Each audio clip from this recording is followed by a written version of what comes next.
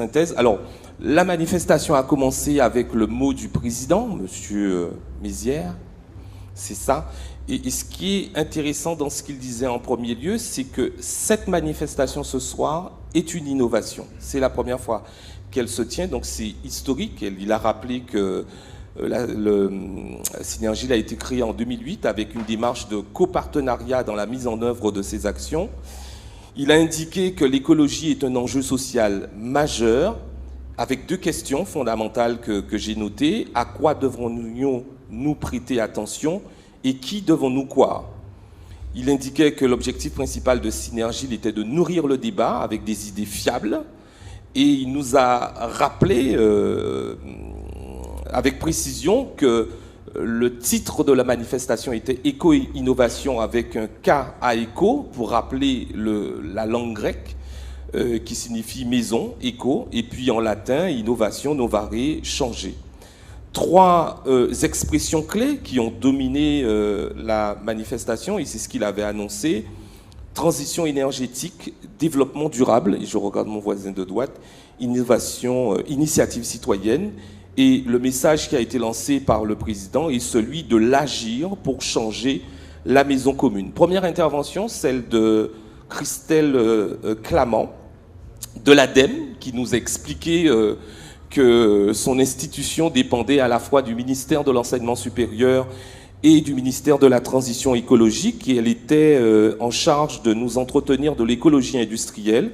Et la définition qui en a été donnée, c'est surtout la dernière expression de la définition, c'est économiser les ressources, améliorer la productivité, avec une idée selon laquelle tout cela procède de démarches collectives et volontaires. Et j'ai beaucoup aimé la formule, c'est les déchets des uns deviennent la matière première des autres. Et j'y ai vu, chère Christelle, une dynamique d'altérité. Deuxième intervention sur l'isolation biosourcée de M. Vulmain et de Mme Tostin, qui nous viennent de La Réunion, qui nous expliquaient que Calitropique procédait d'un triptyque. C'est un pôle de compétitivité, mais le triptyque est entreprise, recherche, formation. Et ce que j'ai beaucoup aimé, c'est le pragmatisme où vous avez dit que l'intérêt, c'était la création d'activités, la création d'emplois, avec trois domaines stratégiques: la sécurité alimentaire, l'économie circulaire, la préservation de la biodiversité.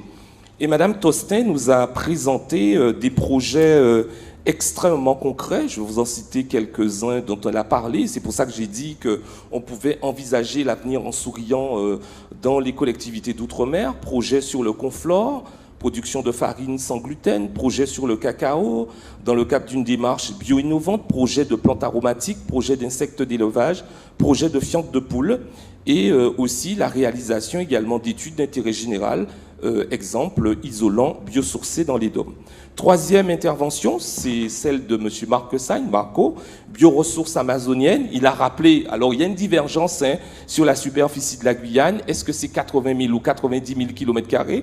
Mais ce que nous répétons en Guyane, et je me considère aussi comme Guyanais, c'est que pour bien montrer la superficie de la Guyane, on dit souvent c'est l'équivalent de la superficie du Portugal ou de l'Autriche, pour bien comprendre l'immensité du territoire guyanais avec 127 000 km² de zone économique exclusive. Et donc tu as mis en évidence le fait qu'il y avait des perspectives de la mer, économie bleue, des perspectives de la forêt, économie verte.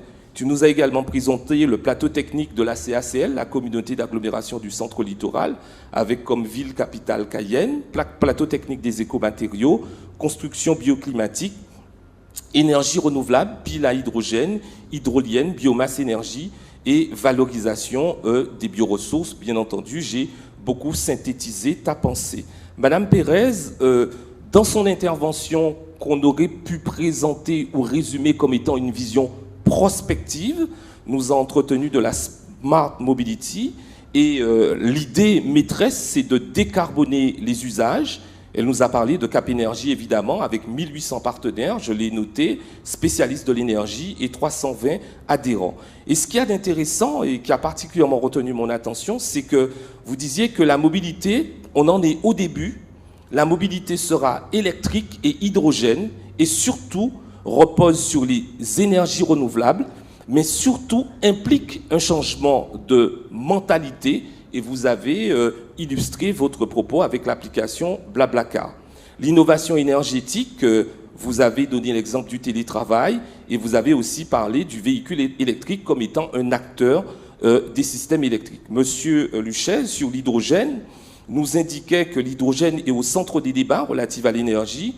L'hydrogène va permettre de décarboner les secteurs difficiles, transport, industrie, et en nous indiquant également qu'il va y avoir de nouvelles routes de l'énergie avec encore une nouvelle vague de pays émergents, une nouvelle forme d'émergence en Amérique du Sud, en Afrique, en particulier l'Afrique du Nord, en Asie centrale, etc.